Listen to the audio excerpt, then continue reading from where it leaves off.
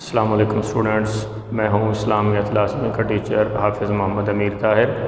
آج ہم اسلامیت لازمی جماعت دہم کے لیکچر نمبر 8 میں حاضر ہیں، جس میں ہم احادیث مبارکہ کے حدیث نمبر 14، 15 اور 16 تین احادیثوں کا ترجمہ، مختصراً تشریح اور ان کے متعلق سوالات کے جوابات پڑھیں گے۔ اسٹوڈنٹس، وہی طریقہ کار کہ آپ ہمارے channel AMS science high school کو سبسکرائب کریں، بیل آئیکن کو دبائیں، ویڈیوز لائک اور شیئر کریں تاکہ ہمارے آنے والے تمام لیکچرز کی ویڈیوز بآسانی آپ تک پہنچ سکیں۔ اسٹوڈنٹس توجہ فرمائیں حدیث نمبر 14 کی طرف۔ اذا اقیمت الصلاۃ فلا تؤتوها تسعون واتوها تمشون وعلیکم السکینۃ فما ادرکتم فصلوا وما فاتکم فاتموا۔ اس کا ترجمہ ہے کہ جب نماز کھڑی ہو جائے تو اس کے لیے دوڑتے ہوئے نہ آؤ، بلکہ اطمینان اور وقار سے چلتے ہوئے آؤ۔ جو نماز تم پالو اسے ادا کر لو، اور جو تم سے رہ جائے اسے پورا کر لو۔ اسٹوڈنٹس، اس حدیث کی تشریح میں ہم یہ تین ہیڈنگز شامل کر سکتے ہیں۔ پہلا نمبر پہ ہے کہ دوڑنے کی ضرورت کیوں پیش آتی ہے۔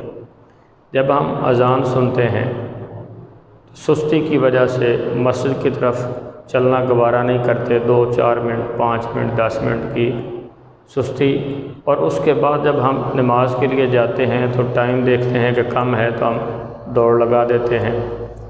مسجد میں بھی ہماری وہی حالت ہوتی ہے، مسجد کے باہر بھی وہی حالت ہوتی ہے، اور اگر اذان ہوتے گھر سے نکلے، رستے میں دوست مل گئے، باتیں کرنے لگ گئے، پھر بھی ہمیں یہ ضرورت پیش آتی ہے۔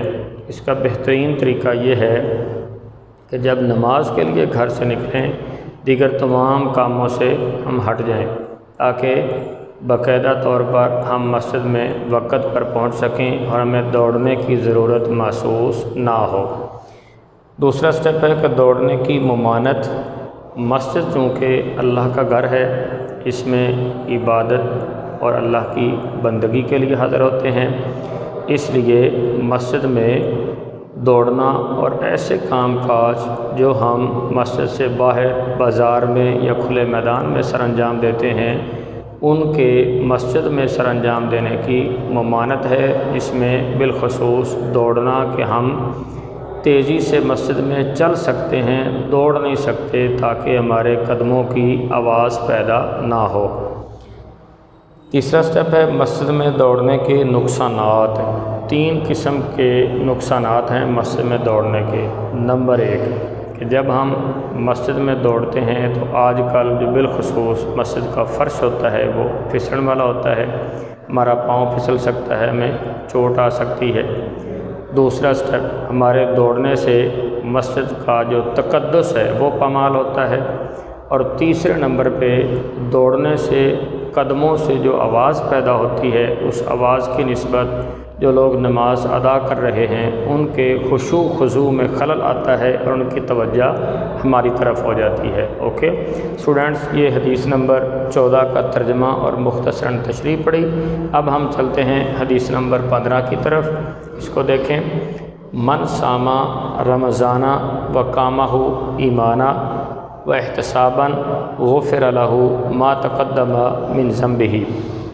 اس کا ترجمہ ہے کہ جس نے ایمان اور اجر کی نیت سے رمضان کے روزے رکھے اور اس کی راتوں میں قیام کیا اور اس کے پہلے گناہ معاف کر دیے گئے۔ اس کی تشریح میں آپ یہ 3 ہیڈنگ شامل کر سکتے ہیں۔ سب سے پہلا سٹیپ ہے کہ روزہ ہے کیا۔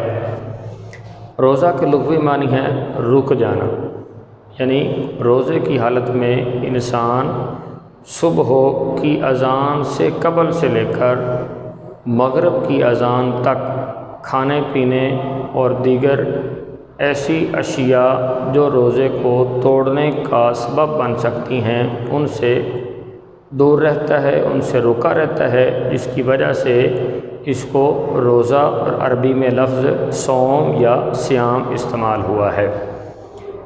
دوسری ہیڈنگ میں شامل کریں گے روزے کی فرضیت۔ قرآن مجید میں اللہ تبارک و تعالیٰ نے ارشاد فرمایا یا ایھا الذین آمنوا کتب علیکم الصیام کما کتب علی الذین من قبلکم لعلکم تتقون، اے ایمان والو تم پر روزے فرض کیے گئے جس طرح سے تم سے پہلی قوموں پہ فرض کیے گئے، وجہ تاکہ تم پرہیزگار بن جاؤ۔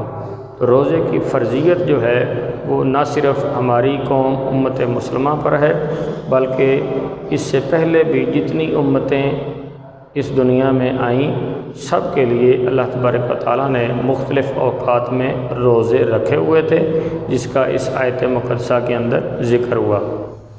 تیسری ہیڈنگ اس میں ہم شامل کر سکتے ہیں روزے کی اہمیت۔ تو روزے کی بہت زیادہ اہمیت ہے، جس طرح نماز فرض ہے اسی طرح روزہ بھی فرض ہے۔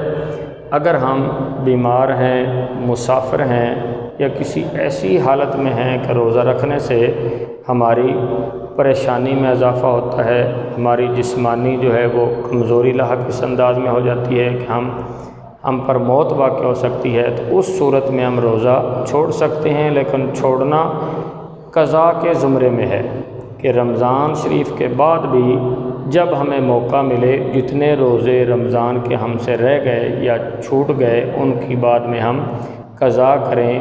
اس کا مطلب یہ ہوا کہ روزے بھی نماز کی طرح فرض ہیں اور ان کی ادائیگی باقاعدہ طور پہ ہمیں کرنا ضروری ہے۔ اوکے اسٹوڈنٹس، یہ تھی حدیث مبارکہ حدیث نمبر 15، جس کا ترجمہ مختصراً تشریح ہم نے پڑھی۔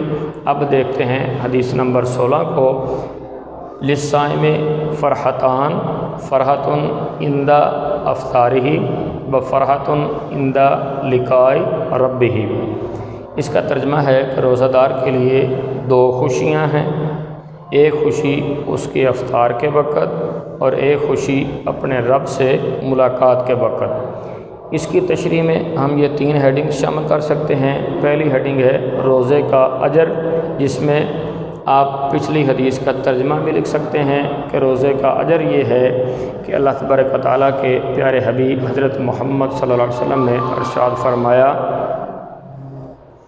حضرت محمد صلی اللہ علیہ وسلم نے ارشاد فرمایا کہ روزہ انسان کے لیے اس قدر ضروری ہے، اس کا اجر یہ ہے کہ اس کے پچھلے گناہ معاف کر دیے جاتے ہیں، اور اس کی افادیت اور اہمیت کے اندر اگر دیکھیں تو روزہ تقوی کا سرچشمہ ہے، روزہ انسان کی شفاعت کا ذریعہ ہے، اور روزہ صبر کرنے کی مشق ہے، اور روزہ کثیر ثواب حاصل کرنے کا ذریعہ ہے۔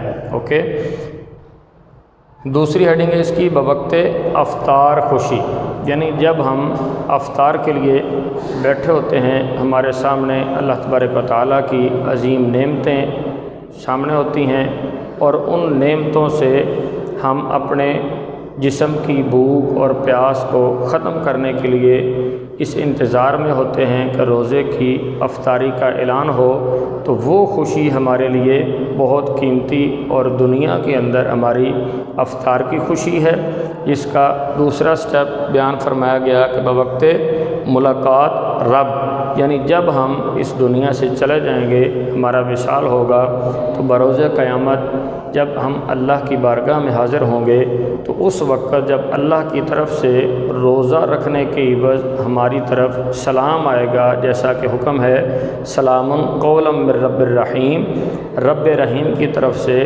تمام روزہ داروں کو سلام ہوگا، تو اس وقت جو خوشی ہوگی وہ ہماری دوسری خوشی یعنی رب سے ملاقات کے وقت کی خوشی ہوگی۔ اوکے، اب ہم ان 3 احادیث مبارکہ جن کے ترجمے اور مختصراً تشریح ہم نے پڑھی، ان کے متعلق سوالات دیکھتے ہیں۔ پہلا سوال ہے تکبیر اولیٰ سے کیا مراد ہے؟ اسٹوڈنٹس، تکبیر اولیٰ سے مراد ہے کہ نماز کی نیت کر کے ہاتھ باندھنے سے قبل جو ہم اللہ اکبر کے لیے کانوں تک ہاتھ اٹھاتے ہیں اس کو تکبیر اولیٰ یعنی پہلی تکبیر کہا جاتا ہے۔ دوسرا سوال ہے حدیث کے مطابق رمضان کے روزوں کا کیا اجر ہے؟ تو اس میں آپ حدیث نمبر 15 کا ترجمہ شامل کر سکتے ہیں کہ حدیث کے مطابق رمضان کے روزوں کا اجر یہ ہے کہ اللہ کے نبی نے فرمایا کہ رمضان کے روزے ایمان اور اجر کی نیت سے رکھیں تو اس کے پہلے گناہ معاف کر دیے جائیں گے۔ اوکے، تیسرا سوال ہے روزہ دار کے لیے حضور صلی اللہ علیہ وسلم نے کون سی 2 خوشیوں کا ذکر کیا ہے؟ اس میں ہم حدیث نمبر 16 کا ترجمہ شامل کر سکتے ہیں کہ حضور اکرم صلی اللہ علیہ وسلم نے روزہ دار کے لیے 2 خوشیوں کا ذکر کیا۔ ایک خوشی اس کے افطار کے وقت اور دوسری خوشی اپنے رب سے ملاقات کے وقت۔ اوکے اسٹوڈنٹس، آج کا ہمارا یہ لیکچر مکمل ہوا۔ امید ہے کہ آپ کو ان 3 احادیث کا ترجمہ سمجھنے اور ان کی تشریح کو یاد کرنے میں آسانی ہوگی۔ ملتے ہیں نیکسٹ لیکچر کے ساتھ، تب تک کے لیے اپنا خیال رکھیے گا۔ اللہ حافظ۔